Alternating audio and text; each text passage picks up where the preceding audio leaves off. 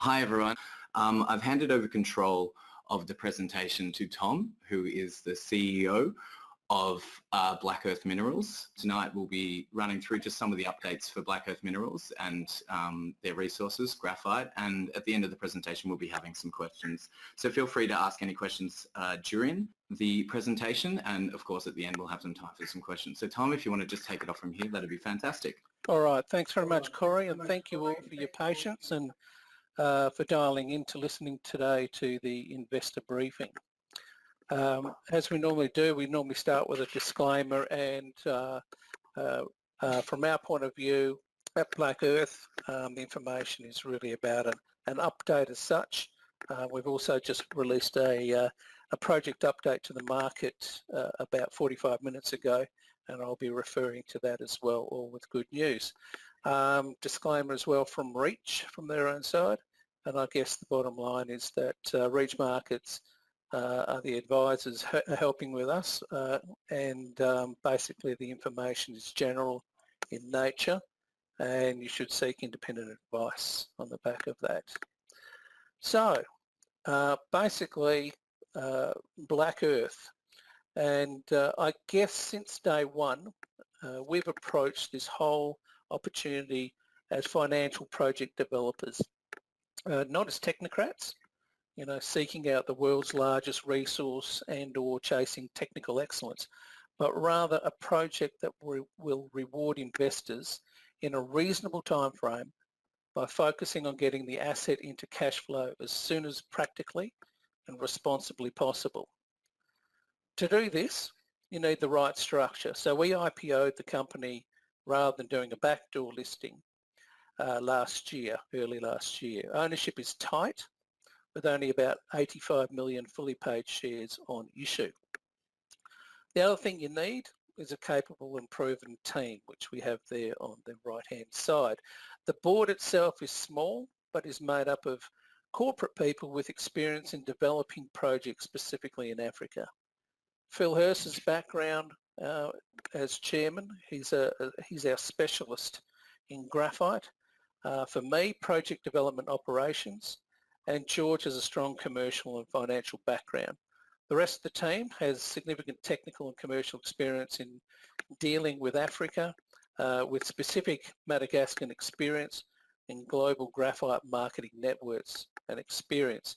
I would like to draw your attention to the last line. Our enterprise value currently represents only about 4% of our project MPV, amazingly for a project that is currently in feasibility. Our track record to date, I believe, is second to none. From our first drill hole to starting feasibility only took us around 14 months. For others in the same space, it's taken many years. The valuable and detailed information we have obtained on the project itself, I believe, is testament to the quality of the personnel we've used on the project to date. Even in general mine development sense, I'm not aware of too many other projects that have hit the stretch targets we set ourselves from the outset. We have proven to doubters that it can be done. It wasn't easy, but we delivered what we said we would at every step of the way. Right now, and based on precedent only, our activities, particularly in the area of offtake discussions, which is referred to in the announcement made just a little while ago, have the potential to be highly leveraging for the company. And once again, we've engaged the services of someone with around 20 years of global graphite marketing experience with some of the biggest companies in the game. Rather than focusing on offtake for the sake of offtake, we're engaging with top-tier battery, refractor and expandable related companies direct. And while early, we are encouraged by our discussions and feedback to date. So moving on, the key graphite markets. To give you a better understanding of where BlackEarth is headed, I'm just going to go over a few markets for us and explain why we're excited. A lot has been said in the media about batteries, energy storage and electric vehicles, and that's a very large market now and growing very nicely. Expandables is probably a little bit less known, but has the most potential for growth and represents the top end value for graphite. We're talking fire retardants, graphite foils, heat sinks, etc. So I'll be covering those two in detail a little bit later.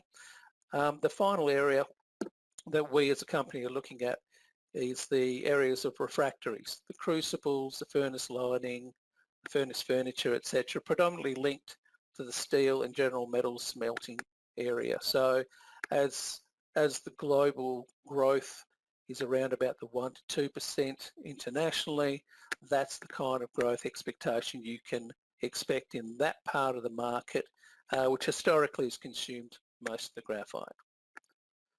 For those of you who've listened to me tell the story before, you'll know that I'm predicting a significant shortfall in graphite supply by around 2023-24. Thus, our need to get into production during 2021 so that we can position ourselves to truly take advantage of this. And I know that this refers to graphite anode material and that it includes synthetic graphite. But if you account for natural graphite losses during the value add stage and the composition in your average anode, sorry to get technical, then the number works out roughly the same. So we're talking about a significant need for increased supply to feed this hungry beast called the battery market. This is the opportunity we see for BlackEarth. Globally recognised graphite analyst Benchmark Minerals are talking over 1.8 million tonnes of graphite required per annum just in this market. And right now, global production is around that 1.3 million tonne per annum mark. So there's a mismatch. There's about 160,000 of the current 160,000 tonne of the current market goes into batteries. And I'm happy to go through the maths later on if there's, if you want to tackle it during question time on this particular point. In terms of this slide, the other thing about batteries is the price it represents to the manufacturing costs of lithium-ion batteries. The anode costs, as per the graph, less than 10% of the battery. And the natural graphite is probably around a tenth of that as a raw material. So substitution based on cost is very unlikely. In fact, it has room to move up. Even on technical grounds, it's unlikely, given the plus $300 million that the automotive industry is ploughing into the electric vehicle market, and the next generation battery, whatever it may be, for electric passenger vehicles must be at least 20 to 25 years away, in my opinion, to ultimately get full acceptance and commercialisation. So we have time, and we have a really good opportunity here. The car manufacturers and key petroleum companies are positioning themselves, as the slide says, to take full advantage of this step change we are currently experiencing globally. Shell and BP now have the majority control of public electric vehicle charging. How? Well, alongside every service station is an electricity power line. So the installation and transition to supply electric charging stations is effortless, requiring negligible infrastructure. And finally, on batteries, let's remember the strategic value and supply of graphite.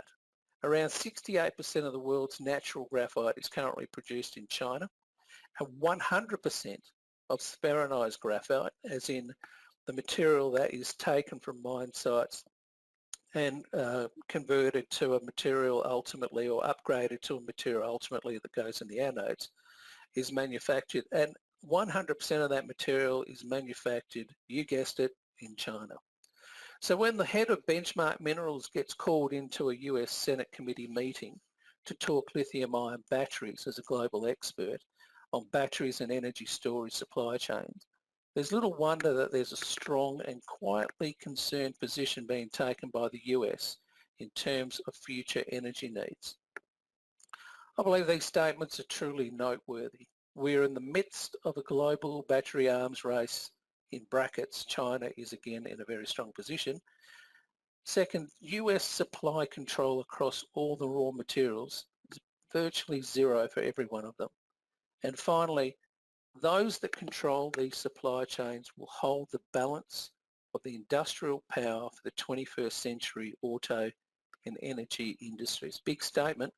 And remember the growth in natural graphite needed over the next 9 to 10 years, and you'll understand why BlackEarth is excited to be in this space.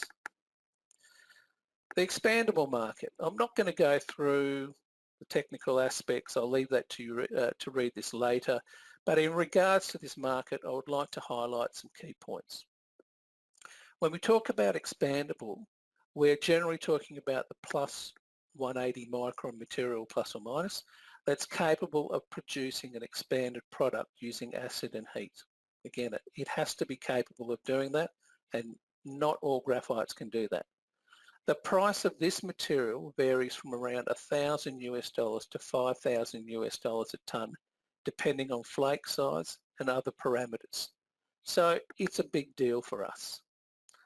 The price premium for this product, especially in the plus 300 micron category, has grown disproportionately higher to the other flake sizes in recent years, which brings us to the third point, and that's demand currently, as the slide suggests in that final point, is small, for no other reason other than the fact that supply is small. Only as recent as today's news this morning, national news, it was referenced into the Victorian situation, where they're looking at not only ensuring new cladding has appropriate fire retardant material, which is to a huge extent the expandable graphite market, but also retrofitting. And so the market in Australia itself is high. The world needs it mainly as a fire retardant, although there are other uses, in apartment cladding. Remember the London apartment fire, the UAE apartment fires, and others in the US and China. Market estimates suggest that in the medium term, this could result in a demand for up to 2 million tonne per annum. Remember, it's coming from a market position at the moment of 50 to 70,000 tonnes. This cladding is going to be required as standard for all medium and high-rise buildings. Yes, even retrofits, as I mentioned before, and we're seeing it, as mentioned, in Australia as well. We recently published our first pass expandability test results, and yes, we passed them with flying colours for those who saw the announcement. We exceeded the industry average significantly with, according to the German test laboratory, upside on those results. The other chemical and physical parameters in this market and beyond were all big ticks, and as the test laboratory stated, and I quote, "We could not find any restriction which would limit the application of this kind of graphite flake." And for us, that's a great position to be in. So prior to turning on the next page, I trust now that you've got a better understanding of the graphite market and why we at BlackEarth see huge opportunity in this market. So let's have a look at the Mineria Graphite project and see how this project nicely dovetails into the growing hungry graphite market. By the way, that's me on the left for those who haven't met me, and the one on the right is one of our local geologists, Mirror, and we're sitting in this high-grade mineralised area to the northwest of our current project area, where we're picking up grades up to high 40s total graphitic carbon, so more upside in terms of potential resource addition. Okay, this is a really important page when looking at any prospective project around the world. Something I've worked on over the last 20 years in project analysis and development, and there's a lot more information obviously behind each circle. The project development path, if you think about it, is largely governed by the board and senior management of a company up until the completion of feasibility. However, at feasibility, a number of third parties enter the arena and ultimately decide the destiny of a project. I'm talking about government officials, regulators, communities, banks, and in some cases the off-takers.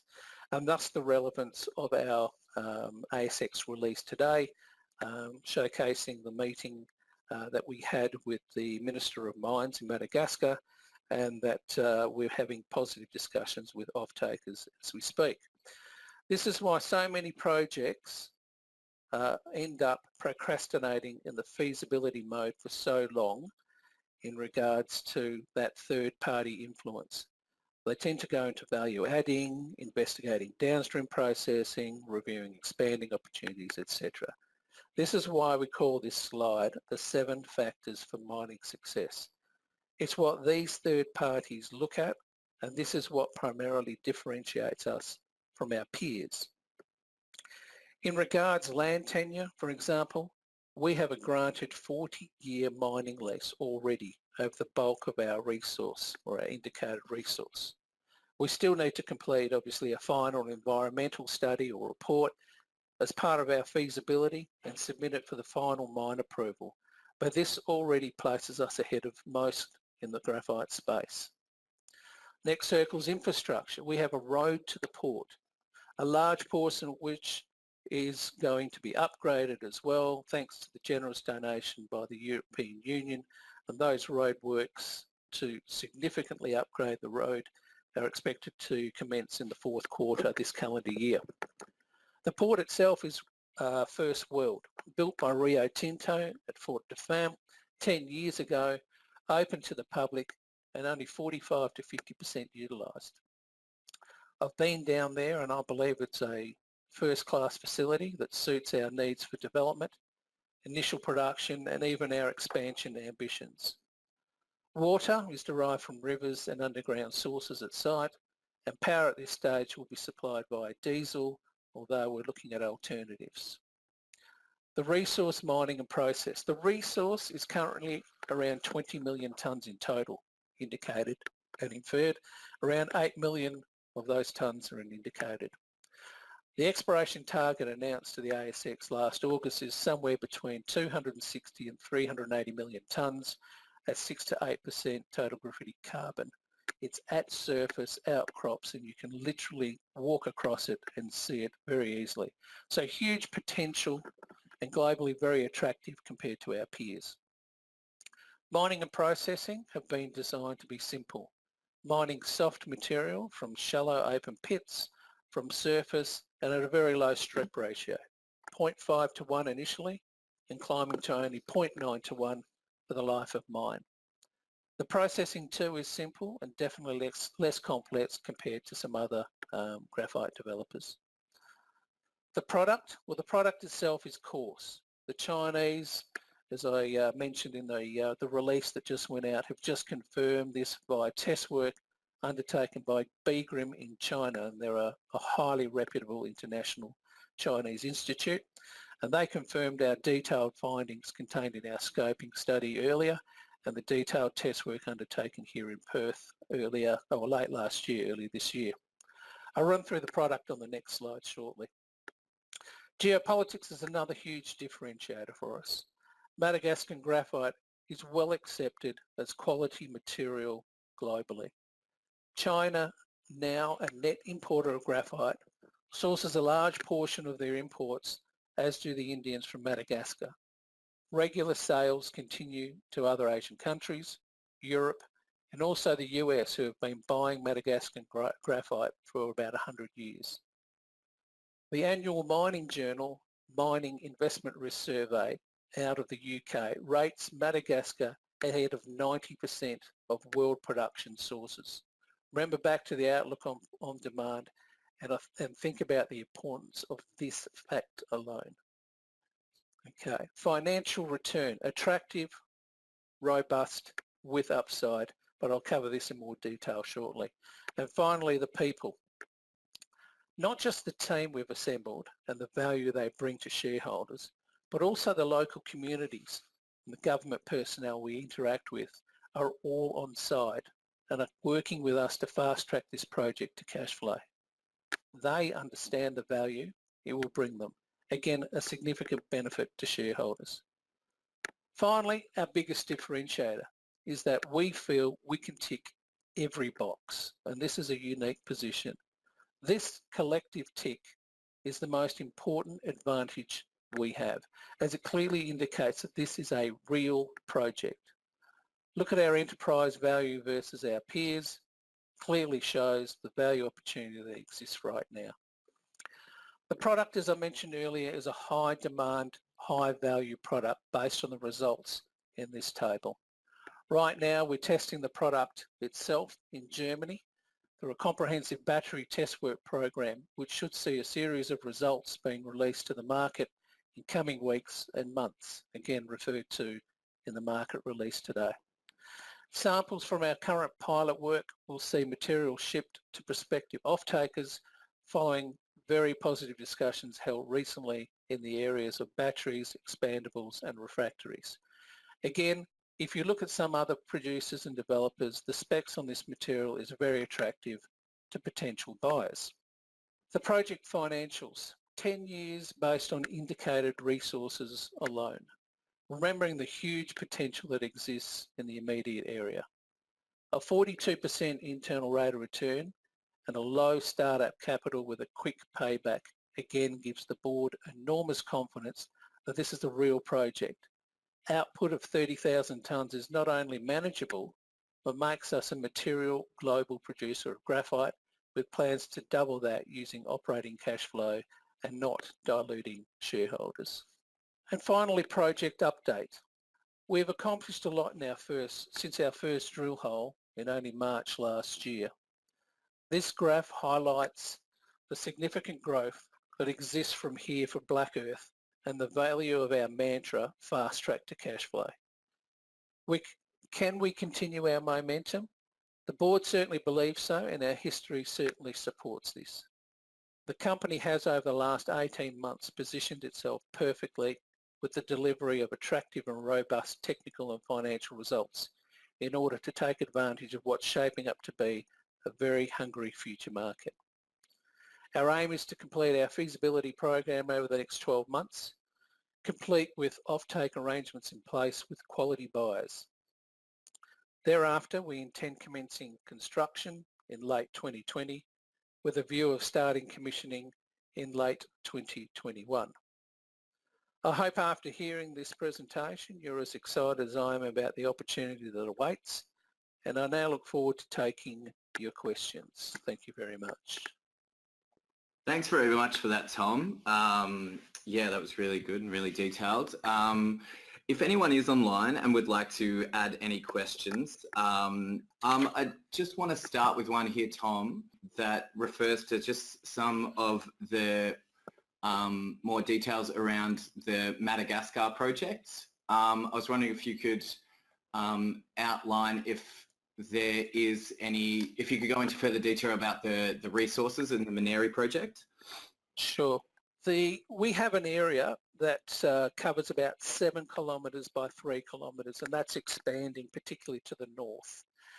You can see from this slide, all those coloured areas are actually graphite outcropping areas. And that top square, which has been truncated at the top, is an important one for us, permit 5394, because that is our mining lease. And what we've done is we have focused on that with a view of getting that into production as soon as possible. The resource in that area is 11 million tonnes at just over 7%, which was our original target. We wanted to get in excess of 8 million tonne at 7, which we certainly did. The aim is to basically build a 500,000 tonne per annum plant at a total cost included owner's costs of $41 million US. And to date, all the work has been very positive. The work that we have done, particularly from the outset to satisfy and qualify ourselves from an offtake position, has been to really focus not just on the geology of that deposit, but also the chemistry and the mineralogy. So when we're doing metallurgical test work, we understand if there is any variability in that material, and ultimately when we sit opposite the off-takers as we've done, we can talk from a technical and a confident position to sort of say the material that we will produce from here will be consistent for years to come. And that's a critical issue in basically your qualifying discussions with off-takers. The project itself is situated in an area which is best described as undulating savanna. The north of Madagascar, and to give people a perspective on this, Madagascar is basically the length of Melbourne to Cairns and the width of Perth to Kalgoorlie, potentially a little bit beyond. And so the temperature and climate in general is extraordinarily diverse. Up in the north, you would have probably heard of some hurricanes that go through there. There's thick jungle there, and those hurricanes are the ones that go through there and hit the East African continent thereafter. From our point of view, we're remote from those. We do get rains. Generally, the rainy season is December to February. And climate generally is very, very similar for those who've been to Brisbane or live in Brisbane to Brisbane climate. Same sort of rainfall, same rain pattern, same temperature range. So it's a very pleasant place to be. The place is sparsely populated, but the community in and around the area has been very, very supportive. And from a social point of view, we've helped with the construction of a specialised medical clinic in the area, and we recently furnished a number of classrooms as well. So we're very, very well liked in the area.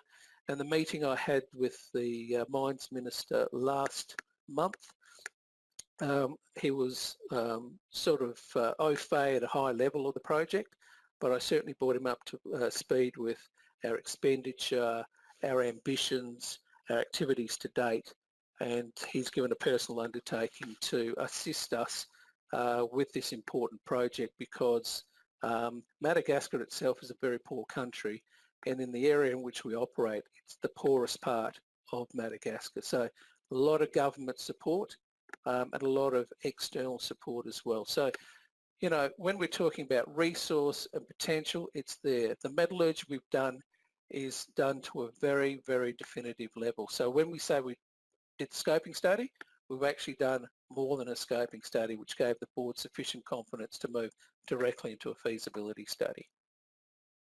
Thanks very much for that question, and thank you very much for that, Tom. Is there anything you can expand on, just a question from a user, anything you can expand on for the electric vehicle market and how that aligns to the goals of BlackEarth Minerals? Yeah, sure. As I said, right now, the electric vehicle market, it's not just the electric vehicle market, there's also the energy storage market. So we know Tesla are starting to sell in Australia these battery units to go on homes, etc. And so that's going to be a very big growth market as well. So if you combine those two, the battery market is an interesting one. Tesla announced that they were going to build a gigafactory in 2013, and they're pretty well getting close to full capacity there now. Now they, as a single battery factory, are now producing more battery energy than the whole world delivered back in about 2010, 2011. So we've seen a significant growth and a significant change in attitude, and this step change is happening around the world. Maybe not as obvious in Australia, but certainly overseas, where lithium-ion batteries are being used more and more.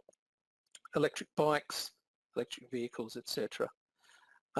There is a push, obviously, from a green perspective to move towards electric vehicles. If you go to London or China or the US, for example, it won't take long before you pass a charging station, before you pass a Tesla, a Hyundai electric vehicle, a Nissan Leaf, a Chevrolet Volt, whatever vehicles, they are prevalent through there. And yet in China, off the top of my head, the take-up's only been about 3 or 4%, and yet they've sold over 1 million vehicles in a year. So the market is certainly very, very big. I think one of the key things here in electric vehicles also is the fact that there is now a momentum by the car manufacturers that is irreversible. It is like landing an aircraft on an aircraft carrier or bringing an oil tanker into a port. These things require a lot of planning, a lot of commitment, early commitment. The vehicle manufacturers have collectively basically committed and are in the process of spending $300 billion in retooling and redesigning vehicles for the electric market. And there's a number of websites you can go to and you can see when these larger organisations, the GMs, the Volkswagens, etc., are all going to be moving to ultimately 100% electric vehicles. So as a commitment, as a global change, it's happening. Unfortunately, we don't see a lot of it around Australia, but it's happening, and it's an easy change. As I mentioned before, it's not like some of the potential alternatives, which I still believe will take a long time to come to fruition, because electricity is here with us. It goes past the petrol station. It's at home. It's at shopping centres, and so they can be readily fitted with charge stations. People tend to be concerned about how far electric vehicles can go, etc., how long it takes to charge.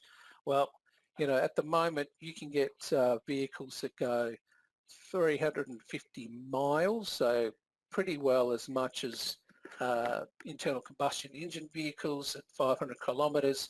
So you get that range. Not too many people do more than 500 kilometres in a day anyway. Most people are going home with electric vehicles and plugging them in and leaving them overnight based on a program to be recharged. And Volkswagen, I believe it is, who are working on a 20-minute charge for something like 60 or 70% charge. So it's all systems go. The market is moving. Technology and research is going into greater density batteries and faster charging batteries to give you longer life and quicker recharge. Thanks very much for that, Tom. Is there anything maybe you want to leave us with? There's no more questions, so if you just want to leave us with a final message for the shareholders, if that's okay. Sure, not a problem, Corey.